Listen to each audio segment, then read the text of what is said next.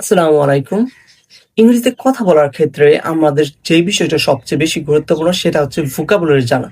আমরা যত বেশি ভোকাবুলারি জানবো, যত বেশি ভোকাবুলারি মুখস্থ করতে পারবো, ততই কিন্তু আমরা ইংরেজিতে নিজের মনের মতো করে কথা বলতে পারবো, সুন্দরভাবে কথা বলতে পারবো।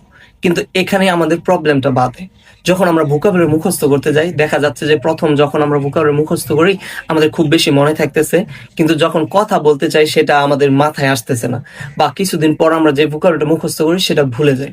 তো আপনাদের মাঝে আজকে এমন একটা ট্রিক শেয়ার করবো, এভাবে যদি আপনারা ভোকাবুলারি মুখস্থ করতে পারেন, ইনশাআল্লাহ আপনারা ভোকাবুলারি কখনোই ভুলে যাবেন না এবং আপনারা কথা বলার ক্ষেত্রে সেগুলো আপনাদের সেন্টেন্সে ব্যবহার করতে পারবেন। ভোকাবুলারি মুখস্থ করার ক্ষেত্রে প্রথমে আপনারা কি করবেন, প্রথমে একটা ওয়ার্ড নেবেন। একটা ওয়ার্ড নেওয়ার পর সেটার হচ্ছে নাউন, অ্যাডজেক্টিভ, ভার্ব এবং অ্যাডভার্ব, এই চারটা ফর্ম খুঁজে বের করার চেষ্টা করবেন। যেমন ধরেন আমি হচ্ছে একটা ওয়ার্ড নিলাম টেম্পট, মানে হচ্ছে লোভ। এখন টেম্পট হচ্ছে লোভ করা, এটা হচ্ছে ভার্ব। এটা নাউন হচ্ছে টেম্পটেশন, আর অ্যাডজেক্টিভ হচ্ছে tempting or tempted, and adverb হচ্ছে টেম্পটিংলি। তো প্রথমে আমরা কি করলাম, ভোকাবুলারি একটা ওয়ার্ড নিলাম এবং এটার নাউন, অ্যাডজেক্টিভ, ভার্ব, অ্যাডভার্ব, এই চারটা ফর্ম খুঁজে বের করার চেষ্টা করলাম। প্রত্যেকটা ওয়ার্ডেরই কিন্তু এই চারটা ফর্ম থাকবে না। অনেকগুলো ওয়ার্ড আছে যেগুলো শুধু নাউন বা ভার্ব ফর্ম থাকবে, অনেকগুলো হচ্ছে অ্যাডজেক্টিভ থাকবে না, অ্যাডভার্ব থাকবে না। তো কি করবো, আমরা যেই ওয়ার্ডই শেখার চেষ্টা করব না কেন, সেগুলোর এই চারটা ফর্ম খুঁজে বের করার চেষ্টা করব। তো খুঁজে বের করার পর কি করব, এগুলা দিয়ে আমরা নিজে থেকে সেন্টেন্স মেক করার চেষ্টা করব। চারটা ফর্ম পাওয়ার পর এই চারটা ফর্ম দিয়ে আমরা চারটা সেন্টেন্স মেক করার চেষ্টা করবো নিজের মতো করে। টেম্পটের চারটা ফর্ম পেলাম, temptation, tempt, tempting, tempted adjective form, and temptingly adverb form.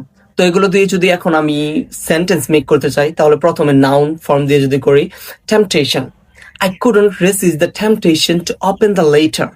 Verb form, tempt. How can we tempt young people into engineering?